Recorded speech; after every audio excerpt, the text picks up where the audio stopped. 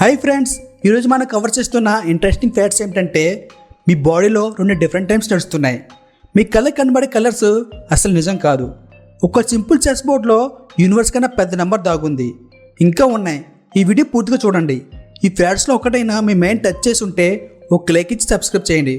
కొత్త ఛానల్ భయ్యా, మీ యొక్క క్లిక్ నాకు పెద్ద మోటివేషన్. మనం అందరం రోజు బైక్ నడుపుతాం, కానీ ఒక చిన్న విషయం ఎప్పుడైనా ఆలోచించారా? న్యూట్రల్ ఎందుకు ఫస్ట్ అండ్ సెకండ్ గేర్ మధ్యలోనే ఉంటుంది? దీని వెనక మన ప్రాణాలకు కాపాడే లాజిక్ ఉంది. గేర్ ప్యాటర్న్ చిన్న విషయంలా కనిపించిన మోస్ట్ బైక్స్లో ఇలా ఉంటుంది: first gear, neutral, second, third, fourth and fifth. ఇది సీక్వెన్షియల్ గేర్ బాక్స్. అంటే కార్ గేర్లో జంప్ చేయడం కుదరదు, ఈ ఆర్డర్లో మాత్రమే చేంజ్ చేయాలి. కానీ అసలు ట్విస్ట్ న్యూట్రల్ దగ్గరే ఉంది. ఒకసారి ఊహించండి, మీరు 60 నుంచి 70 కిలోమీటర్ స్పీడ్లో వెళ్తున్నారు. సడన్గా బ్రేక్ వేసి టాప్ గేర్ నుంచి ఫస్ట్ గేర్కి డౌన్ షిఫ్ట్ చేద్దాం అనుకున్నారు. ఓల్డ్ డిజైన్లో న్యూట్రల్ ఫస్ట్ కింద ఉండేది. అలా డౌన్ షిఫ్ట్లో పొరపాటున న్యూట్రల్ పడితే ఏమవుతుంది? ఇంజిన్ పవర్ పూర్తిగా కట్ అవుతుంది. ఇంజిన్ బ్రేకింగ్ ఉండదు, బైక్ ఫ్రీగా దూసుకుపోతుంది, బైక్ మీద కంట్రోల్ తగ్గిపోతుంది. ఇది హై స్పీడ్లో జరిగితే యాక్సిడెంట్ పక్కా. ఇదే కారణంగా న్యూట్రల్ని మధ్యలో పెట్టారు. ఇంజనీర్లు చాలా సింపుల్గా న్యూట్రల్ని ఫస్ట్ అండ్ సెకండ్ గేర్ మధ్యలో హాఫ్ క్లిక్ డిస్టెన్స్లో పెట్టారు. దీనివల్ల ఏమవుతుంది? స్పీడ్లో గేర్ చేంజ్ చేస్తే హాఫ్ క్లిక్ బదులు ఫుల్ క్లిక్ పడుతుంది. డైరెక్ట్గా న్యూట్రల్ పడకుండా సెకండ్ నుంచి ఫస్ట్కి షిఫ్ట్ అవుతుంది. న్యూట్రల్ కావాలని నెమ్మదిగా జాగ్రత్తగా హాఫ్ క్లిక్ ఇవ్వాలి. నేనైతే కావాలని హాఫ్ క్లిక్తో చాలాసార్లు ట్రై చేశా, అసలు న్యూట్రల్ పడేది కాదు. అంటే స్పీడ్లో ఉన్నప్పుడు న్యూట్రల్ పడే ఛాన్స్ ఆల్మోస్ట్ 0. ఇది చిన్న డిజైన్ కాదు, లైఫ్ సేవింగ్ ఫీచర్. గేర్ బాక్స్లోని ఈ చిన్న సెటప్ వేలాది యాక్సిడెంట్స్ని ముందే ఆపేస్తుంది. ఇప్పటికీ మనకు తెలియకుండా చాలాసార్లు మనల్ని కాపాడే ఉంటుంది. బైక్ గురించే ఇంజనీర్స్ ఇంతలో ఆలోచిస్తే రోడ్డు మీద ఉన్న పెద్ద ట్రక్స్ గురించి ఆలోచించారా? మనం చిన్నప్పటి నుంచి చూస్తూనే ఉంటాం, ట్రక్ వెనక పెద్ద లెటర్స్లో ఆర్న్ ఓకే ప్లీజ్ అని. మనం అనుకుంటాం స్టైల్ కోసం లేదా ఇండియన్ టచ్ ఏమో అని. కానీ ఇది ఫ్యాషన్ కాదు, పూర్తిగా సర్వైవల్ లాజిక్. అప్పట్లో ట్రక్స్కి సైడ్ మిరర్స్ లేవు, రేర్ వ్యూ మిరర్స్ లేవు. డ్రైవర్ క్యాబిన్లో కూర్చొని వెనక ఏం జరుగుతుంది, పక్కన ఎవరు ఓవర్టేక్ చేస్తున్నారో అస్సలు తెలియదు. ఎవరైనా ఓవర్టేక్ చేస్తున్న టైంలో ట్రక్ డ్రైవర్ టర్న్ అయితే ఇంకంతే సంగతులు. ఇంజనీర్స్ అండ్ డ్రైవర్స్ కలిసి ఒక డేసీ హ్యాక్ కనిపెట్టారు. సో వెనకాల హార్న్ ఓకే ప్లీజ్ అని రాయడం స్టార్ట్ చేశారు. నువ్వు హార్న్ కొట్టు, నీ సైడ్ ఇస్తాను అర్థం. తర్వాత మిరర్స్ వచ్చాయి, కానీ హ్యాబిట్ మారలేదు. ట్రెడిషన్ అలాగే కంటిన్యూ అయ్యింది.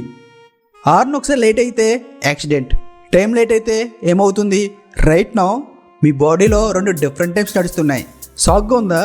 కానీ ఇది ఫ్యాట్. ఐన్స్టీన్ ఒక క్రేజీ థింగ్ చెప్పాడు, గ్రావిటీ ఎక్కువ ఉన్న దగ్గర టైం స్లోగా రన్ అవుతుందని. ఎగ్జాంపుల్ చెప్పాలంటే బ్లాక్ హోల్ దగ్గర టైం చాలా స్లోగా రన్ అవుతుందని మనకు తెలుసు. అదే లాజిక్ మన హెర్త్ గ్రావిటీ పైన కూడా అప్లై అవుతుంది. ఇప్పుడు అబ్జర్వ్ చేయండి, హెర్త్ గ్రావిటీ యూనిఫామ్గా లేదు. హెర్త్కి దగ్గరగా ఉంటే స్ట్రాంగ్ గ్రావిటీ, హెర్త్కి దూరంగా ఉంటే వీక్ గ్రావిటీ. సో మన బాడీలో ఫీట్ హెర్త్కి దగ్గరగా ఉంటుంది కాబట్టి ఎక్కువ గ్రావిటీ వల్ల టైం స్లోగా నడుస్తుంది. హెడ్ దూరంగా ఉంటుంది కాబట్టి తక్కువ గ్రావిటీ వల్ల టైం స్పీడ్గా నడుస్తుంది. సో టెక్నికలీ మీ ఫీట్ దగ్గర జీవ ప్రక్రియ మీ హెడ్ కన్నా కొంచెం స్లోగా నడుస్తుంది. డిఫరెన్స్ చాలా మైక్రోస్కోపిక్, కానీ ఈ టైం డిఫరెన్స్ అనేది సైన్స్కి హ్యూజ్ మ్యాటర్. ఈ టైం డిఫరెన్స్ ఎంత అంటే మీ హెడ్ అండ్ ఫీట్ మధ్య 10⁻⁻16 సెకండ్స్ ఉంటుంది. ఇది ఎంత చిన్నదంటే యాటమ్ వైబ్రేషన్ లెవెల్ కన్నా చిన్నది. సెల్ ప్రాసెస్ కూడా డిటెక్ట్ చేయని లెవెల్. హ్యూమన్ బాడీకి ఇది ఇర్రెలవెంట్, కానీ సైన్స్కి ఎందుకు ఇంపార్టెంట్? జీపీఎస్ సిగ్నల్స్ అన్ని రేడియో సిగ్నల్స్, అవి లైట్ స్పీడ్తో ట్రావెల్ చేస్తాయి. జీపీఎస్ డిస్టెన్స్ క్యాలిక్యులేషన్లో time and light speed formula use చేస్తారు. ఆ చిన్న టైం కూడా కట్ చేయకపోతే లొకేషన్ ఎర్రర్స్ వస్తాయి. టైం అనేది ఒక భ్రమ. మరి కలర్స్? రైట్ నౌ ఇప్పుడు మీరు చుట్టూ చూస్తున్న కలర్స్ అన్నీ నిజంగా లేవు. షాక్గా ఉందా? కానీ ఇది pure neuro science and physics సంబంధించింది. మనం జనరల్గా అనుకుంటాం యాపిల్ రెడ్గా ఉంది, లీఫ్ గ్రీన్గా ఉంది, స్కై బ్లూగా ఉంది. కానీ సైన్స్ ఏం చెప్తుంది? యాపిల్ రెడ్ కాదు, లీఫ్ గ్రీన్ కాదు, స్కై బ్లూ కాదు అని. అసలు కలర్స్ అన్నీ మన బ్రెయిన్లో క్రియేట్ అయ్యే ఇల్యూషన్స్. ఇప్పుడు బేసిక్స్కి వెళ్దాం. సన్లైట్ అంటే ఒక కలర్ కాదు, అది మల్టిపుల్ వేవ్లెన్స్ మిక్స్ అయ్యి ఉంటుంది. ఇప్పుడు లైట్ ఒక ఆబ్జెక్ట్ మీద పడుతుంది అనుకోండి. ఎగ్జాంపుల్ యాపిల్ స్కిన్లో పిగ్మెంట్స్ ఉంటాయి, మెయిన్గా యాంథ్రోసైనిన్స్ అండ్ పిగ్మెంట్స్. ఈ పిగ్మెంట్స్ ఏం చేస్తాయి అంటే చాలా వేవ్లెన్స్ని అబ్జర్వ్ చేస్తాయి. అబ్జర్వ్ చేయలేకపోయిన వేవ్లెంత్ని రిఫ్లెక్ట్ చేస్తాయి. మనం ప్రతి వేవ్లెంత్కి ఒక నేమ్ ఇచ్చాం, రెడ్ నుంచి వైలెట్ వరకు. యాపిల్ రిఫ్లెక్ట్ చేసిన పర్టికులర్ వేవ్లెంత్కి మన రెడ్ అని పేరు పెట్టాం. సో యాపిల్ రెడ్ కాదు, రెడ్ అని పేరు పెట్టుకున్న వేవ్లెంత్ని రిఫ్లెక్ట్ చేస్తుంది అంతే. కొన్ని ఐటమ్స్ అయితే ఒక్కటి కన్నా ఎక్కువ వేవ్లెంత్స్ని రిఫ్లెక్ట్ చేస్తాయి. అలా మల్టిపుల్ వేవ్లెంత్స్ కలిసినప్పుడు మనకి న్యూ కలర్ కనబడుతుంది. ఇప్పుడు మీరు అనుకోవచ్చు కలర్ అనేది ఒక వేవ్లెంత్ అని, కానీ కాదు. కలర్ అనేది మన బ్రెయిన్ క్రియేట్ చేసిన భ్రమ మాత్రమే. ఎందుకంటే డాగ్కి రెడ్ కలర్ కనబడదు, స్నేక్కి ఇన్ఫ్రారెడ్ రేస్లా కనబడుతుంది, తేనెటీగలకి అల్ట్రావైలెట్లా కనబడుతుంది. ఇక్కడ కలర్ అనేది బ్రెయిన్ టు బ్రెయిన్ చేంజ్ అవుతుంది. సో కలర్ అనేది ఆబ్జెక్ట్లో లేదు, లైట్లో కూడా లేదు. కలర్ అనేది మన బ్రెయిన్ క్రియేట్ చేసిన ఇంటర్ప్రిటేషన్ మాత్రమే. రియాలిటీలో ఉండేది జస్ట్ వేవ్లెంత్స్. మిగతా మ్యాజిక్ అంతా మన బ్రెయిన్ క్రియేట్ చేస్తుంది. మీ బ్రెయిన్ కలర్ క్రియేట్ చేస్తుంది, అలాగే మీ ఫోన్ కూడా డేటా క్రియేట్ చేస్తుందని తెలుసా? ఇది ఎలా అంటే మీరు అనుకుంటారు మ్యాప్స్ నాకు ట్రాఫిక్ చూపిస్తుందని, కానీ యాక్చువల్గా జరిగేది మీ ఫోన్ బ్యాక్గ్రౌండ్లో జీపీఎస్, టైమ్, స్పీడ్, డైరెక్షన్ ఈ 4 వాల్యూస్ కంటిన్యూస్గా కలెక్ట్ అవుతాయి. ఇది ఒకసారి కాదు, ఎవ్రీ ఫ్యూ సెకండ్స్కి అప్డేట్ అవుతూనే ఉంటుంది. మీ ఫోన్ ఒక డేటా పాయింట్ అయితే ఇంకో ఫోన్ ఇంకో డేటా పాయింట్, వేల ఫోన్ కలిపితే గూగుల్కి అది లేవ్ మూవింగ్ డేటా సెట్ అవుతుంది. టైమ్, స్పీడ్, డెన్సిటీతో రియల్ టైమ్ గ్రాఫ్ జనరేట్ అవుతుంది. ఎవరు కూడా ట్రాఫిక్ ఉందని బటన్ నొక్కాల్సిన పని లేదు.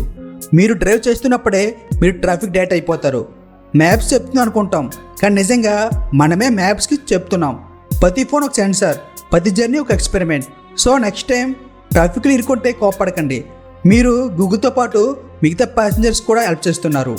మీ ఫోన్ ట్రాఫిక్ డేటా క్రియేట్ చేస్తుంది, కానీ చెస్ బోర్డులో ఉన్న మ్యాప్ చూస్తే ఫోన్ కూడా హ్యాంగ్ అవుతుంది. మీరు చూస్తున్న 64 స్క్వేర్స్ చెస్ బోర్డ్లో యూనివర్స్ సైజ్ని బీట్ చేసే నంబర్ దాగుంది. చెస్ బోర్డ్ చూడగానే సింపుల్ బోర్డ్ గేమ్గా అనిపించినా, కానీ మ్యాథ్స్ అండ్ సైన్స్ సెంటర్ అయినప్పుడే అసలు మ్యాజిక్ జరుగుతుంది. చెస్లో మొత్తం 64 స్క్వేర్స్, 32 పీసెస్తో ఫిక్స్డ్ రూల్స్ ఉంటాయి. అన్నీ ఫిక్స్డ్, కానీ ఈ ఫిక్స్డ్ రూల్స్ కలిసినప్పుడే విధ్వంసం జరుగుతుంది. 1949లో క్లాడ్ శానన్ అనే మ్యాథమెటిషియన్ చెస్ని సైంటిఫికల్గా అనలైజ్ చేశాడు.